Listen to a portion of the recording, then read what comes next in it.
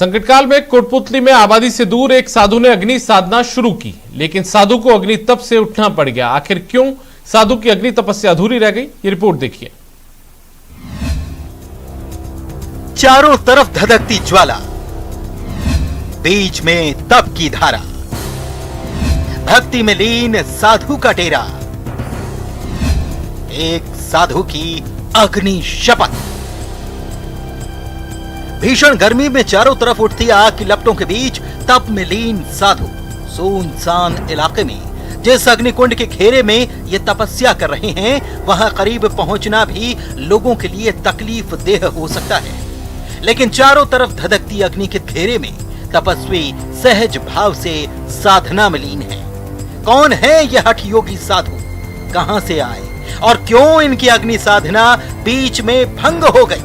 दरअसल कोटपुतली के बागवास के सुनसान इलाके में हरियाणा से आए ये साधु अग्नि साधना करने पहुंच गए। उपलों की 52 ढेरियां जमा की गईं और फिर चारों तरफ दहकते अग्निकुंड के बीच साधु ने तप शुरू कर दिया। फिर क्या था, तपस्या में लीन साधु के दर्शन करने आसपास के इलाके के लोग पहुंचने लगे। भीड़ इतनी बढ़ गई कि कोरोना गाइडलाइन की धज्जियां उड़ने लगी। तो इसकी सूचना मिलते ही फौरन पुलिस मौके पर पहुंची, जिसके बाद पुलिस ने साधु को समझाकर वहां से हटाया। ये सूचना मिली थी कि बागावास जो नदी क्षेत्र है, वहाँ पे हरियाणा से कोई साधु आकर और वहाँ पर कोई तपस्या का कार्यक्रम कर रहे हैं, जो अग्नि के पास तपस्या करेंगे। इस सूचना पर पुलिस ने वहाँ जाके चेक किया तो ये था कि इनका प्रस्तावित कार्यक्रम था, क्योंकि कोविड गाइडलाइन प्रभावी है और रेड अलर्ट जन अनुशासन पखवाड़ा चल रहा है। अतः उनकी समझाइश की गई कि इस तरह की जो गतिविधियां हैं वो अभी अनुमत नहीं है, और उनकी समझाइश के पश्चात उनको वहां से रवाना करवा दिया गया और इस तरह का कोई आयोजन नहीं हुआ।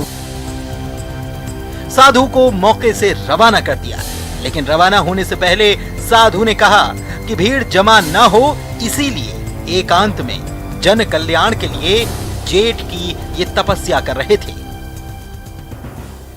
ये तो सबकी भलाई के लिए है, तब तो जेठ की तपस्या है, इसीलिए अलग अलग की है ताकि क्राउड ना बढ़े। मैं यहाँ पे एकांत में इसीलिए आया था कि लोग इकट्ठे ना हो। सभी से विनती 2-3 दिन से यही कर रहे हैं कि भाई कोई इधर आए नहीं। तो सुना आपने, साधु ने लोगों को तपस्या स्थल पर आने से मना किया था ताकि कोरोना गाइडलाइन का पालन हो सके, लेकिन लोग नहीं माने। भीड़ जमा हो गई और साधु की अग्नि तपस्या अधूरी रह गई। न्यूज़ 18 राजस्थान के लिए कोटपुतली से हीरा लाल की रिपोर्ट। कोटा की सुविधाओं में जल्दी एक और नायाब हीरा जुड़ने वाला है, ये रिपोर्ट देखिए।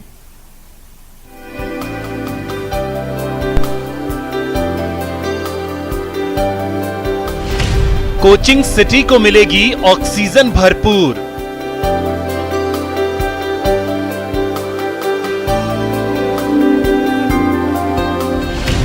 $100 करोड़ की लागत से बन रहा ऑक्सीजोन पार्क।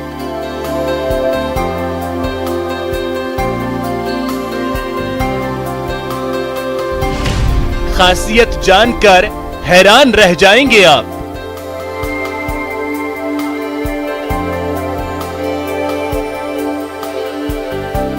कोचिंग सिटी में तैयार किया जा रहा ऑक्सीजोन पार्क धीरे धीरे आकार लेने लगा है। करीब 100 करोड़ की लागत से 71 एकड़ में बन रहे इस पार्क में विश्व स्तरीय सुविधाएं देने का काम जोरों पर है। 72% क्षेत्र में पेड़ लगाने का काम जारी है।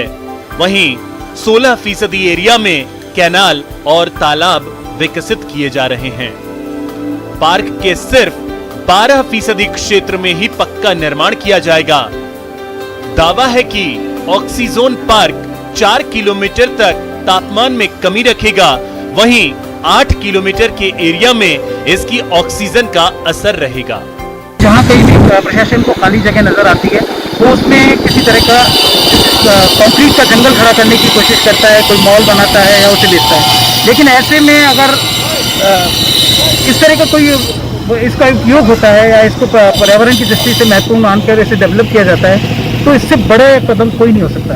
पूरे दुनिया को पर्यावरण की जरूरत है, अच्छे पर्यावरण की जरूरत है, और ये एक बहुत बड़ा संदेश कोटा से जा रहा है। आइए आपको बताते हैं ऑक्सीजोन पार्क में क्या क्या खासियतें हैं जो इसको विश्व स्तरीय पहचान दिलाएंगी। 100 करोड़ की लागत से 71 एकड़ में बन रहा पार्क में 30,000 से ज्यादा पेड़ पौधे लगाए जाएंगे। बादाम, नीम, विदेशी फूलों के अलग अलग ब्लॉक बनेंगे। पीपल और ज्यादा ऑक्सीजन देने वाले पौधे लगाए जाएंगे।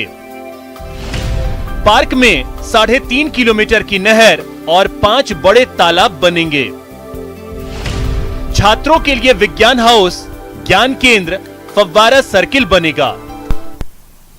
नेटवर्क 18 फेडरल बैंक संजीवनी गाड़ी भारत के कोविड प्रभावित जिलों में जा रही है। वैक्सीन के लिए जागरूकता फैलाने की हमारी इस मुहिम को आप भी अपना सहयोग दीजिए। चलिए आपको दिखाते हैं कि संजीवनी गाड़ी अब तक कहां कहां गई है और आज कहां है।